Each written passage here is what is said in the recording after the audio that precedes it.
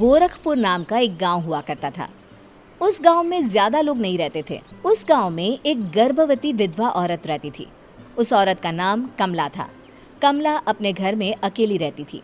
उसके पति की सारी जायदाद उसके नाम हो गई थी, पर सभी गांव वाले उस औरत को मनहूस औरत समझा करते थे और सभी उससे नफरत किया करते थे। एक बार कमला राशन की दुकान पर खाने का सामान खरीदने जाती है। भैया जी, जरा 1 किलो दाल चावल देना। अरे हाय हाय हाय हाय हाय, अरे मनहूस औरत, मेरी दुकान में अपशुगन करवाने आ गई क्या? हैं? चल जा यहाँ से, मैं कुछ नहीं देने वाला हूँ तुझे। भाग भाग यहाँ से, चल जा, निकल। भैया जी, ऐसा मत कहिए, मैं गर्भवती हूँ, मुझे खाने की बहुत जरूरत है, मुझे खाना दे दीजिए। दुकानदार कमला को वहां से धक्के मारकर भगा देता है। तभी कमला रोते रोते उस गांव के किन्नरों के इलाके में आ जाती है। गांव वाले किन्नरों को उसी इलाके में रखा करते थे, क्योंकि वो लोग किन्नरों को पसंद नहीं करते थे और उनके इलाके में रहने से मना करते थे। तो किन्नरों ने उसी गांव में अपना एक इलाका बना लिया था। जब किन्नर लोग देखते हैं कि एक गर्भवती महिला रोते रोते उनके इलाके में आ गई है, तो सारे किन्नर कमला के पास जाकर उसका हाल पूछने लगते हैं। क्या हुआ बहन, तुम्हारी गर्भवती अवस्था में इतनी बुरी हालत कैसे?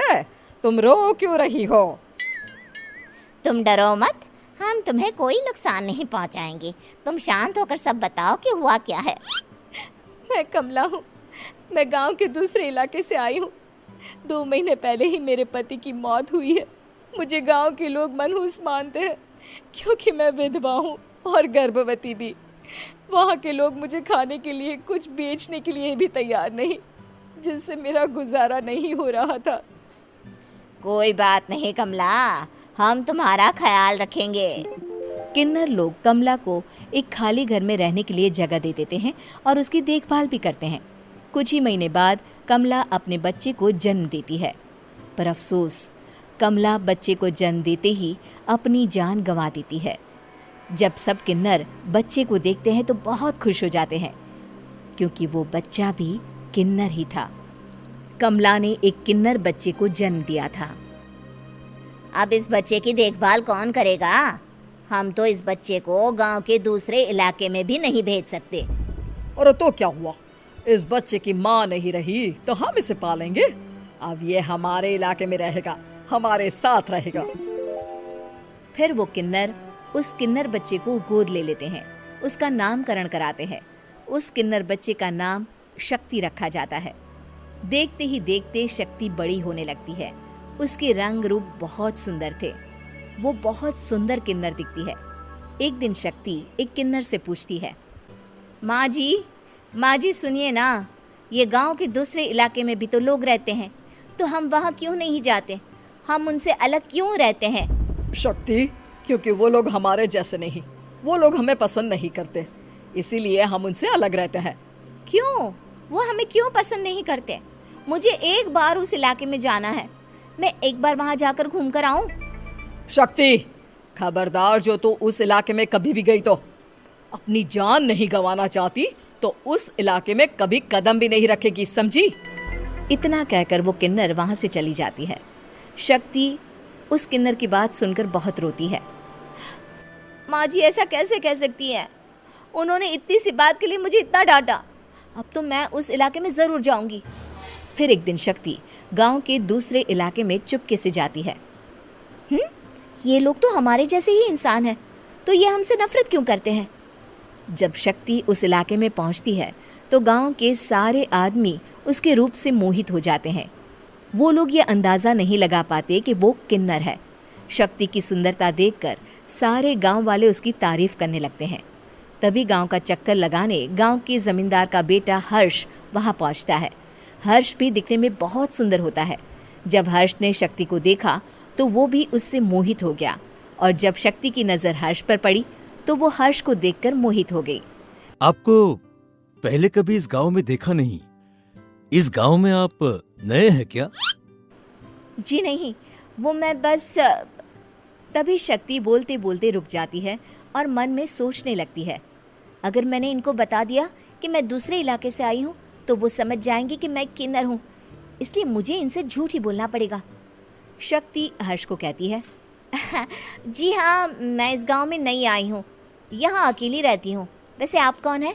आप भी इसी गांव में रहते हैं? जी हाँ, मैं इस गांव के जमींदार का बेटा हूँ।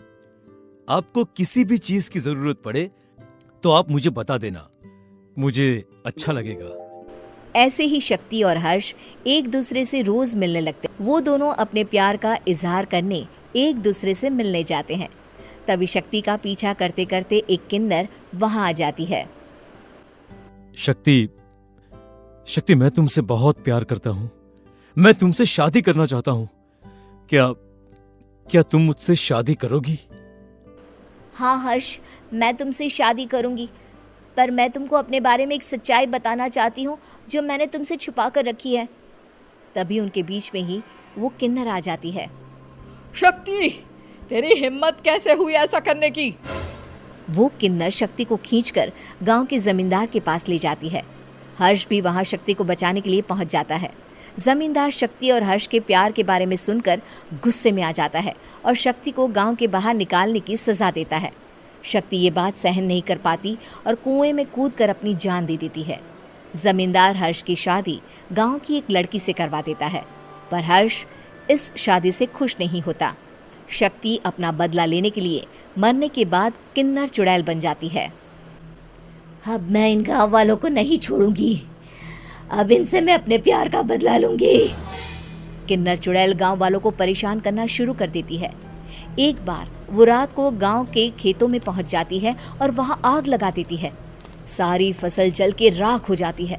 जब एक आदमी रात को उठकर देखता है कि खेत में आग लग गई है तो वो वहां पहुंच जाता है। वो देखता है कि खेतों के बीचों बीच एक किन्नर चुड़ैल खड़ी है और वहां खड़े होकर ताली बजा रही है। गांव वाला किन्नर चुड़ैल को देखकर बेहोश हो जाता है। जब सुबह उस आदमी को होश आता है तो वो सीधा जमींदार के पास जाता है। अरे जमींदार साहब, अरे वो किन्नर चुड़ैल ने मेरी सारी फसल जला दी। अब मैं क्या करूंगा? क्या होगा मेरा? जमींदार चुड़ैल किन्नर का नाम सुनते ही सब कुछ समझ जाता है। अब वो बहुत डर जाता है। उसी रात को जब जमींदार डर के मारे अपने कमरे में सो नहीं पाता, तभी वहां अचानक से किन्नर चुड़ैल आ जाती है। किन्नर चुड़ैल जोर जोर से जमींदार के आगे खड़ी होकर हंसने लगती है और ताली बजाने लगती है। जमींदार उस डरावनी किन्नर चुड़ैल को देखकर बहुत डर जाता है। तूने मेरे साथ बहुत बुरा किया, अब मैं तुझे जान से मार दूंगी। नहीं नहीं नहीं नहीं नहीं, मुझे माफ कर दो, मुझे मत मारो। मैं कभी ऐसा दोबारा नहीं करूंगा। अब तुम जो बोलोगी वही मैं करूंगा।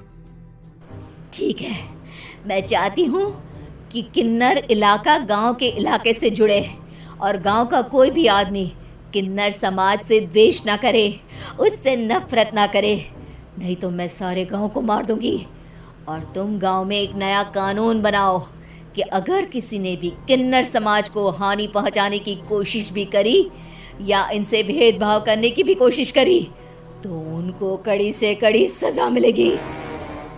हाँ हाँ हाँ हाँ, मैं ऐसा ही करूंगा। तुम जो बोलोगी वो मैं करूंगा, पर मुझे जाने दो प्लीज। तब वो किन्नर चुड़ैल वहां से चली जाती है।